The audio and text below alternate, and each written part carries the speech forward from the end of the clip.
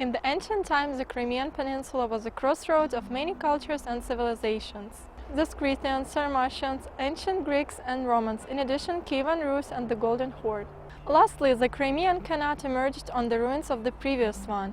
It was the state of the Crimean Tatars that later became a vassal of the Ottoman Empire.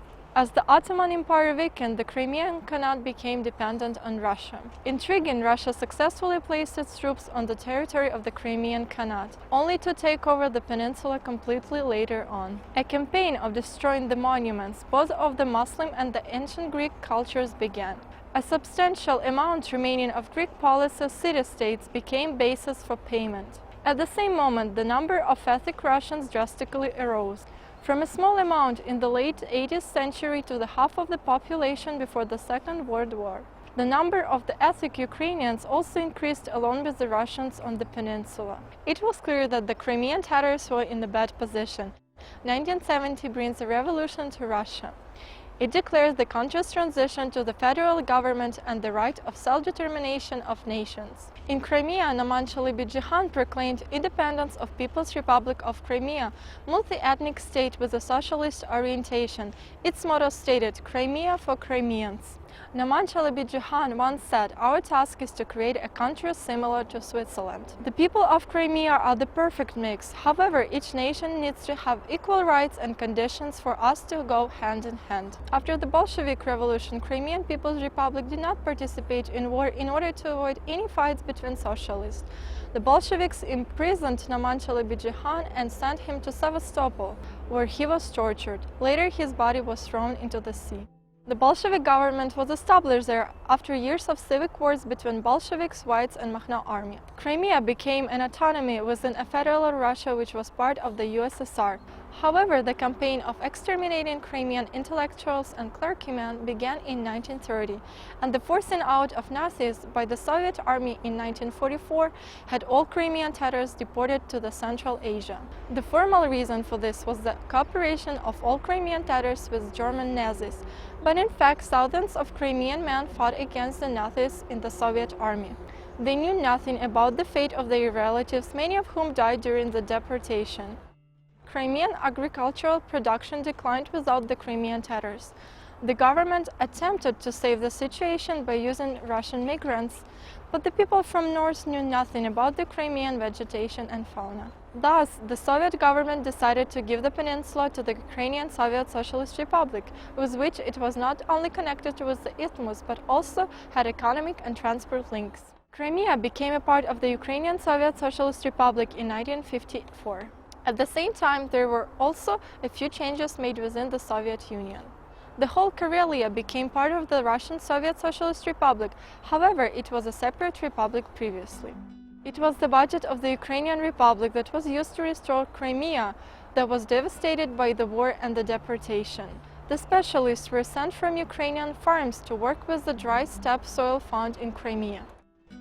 During the referendum about the independence of Ukraine held in December 1991, the majority of Crimeans voted in favor of living in the independent Ukraine.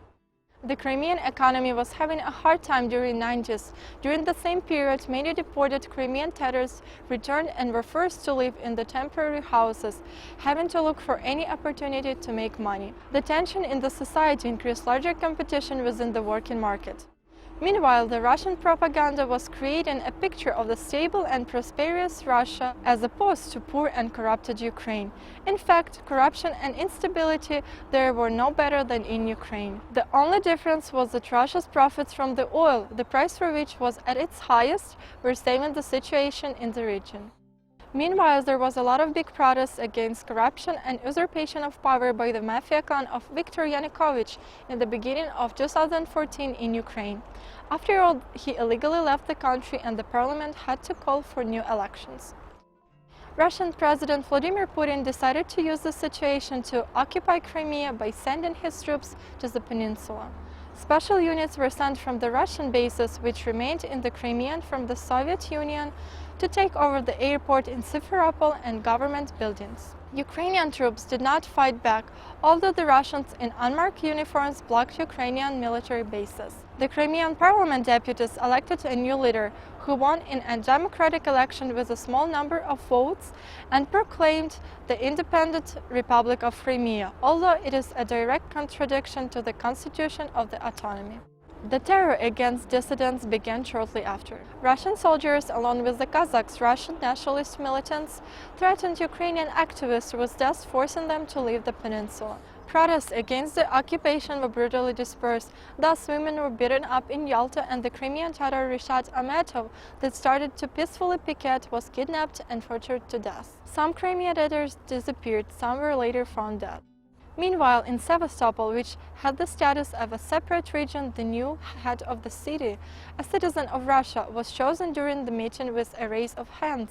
Some people from the meeting were Russian soldiers and their families, while some were just regular Russian citizens. In such circumstances, the occupying government announced referendum to be held in 2 weeks.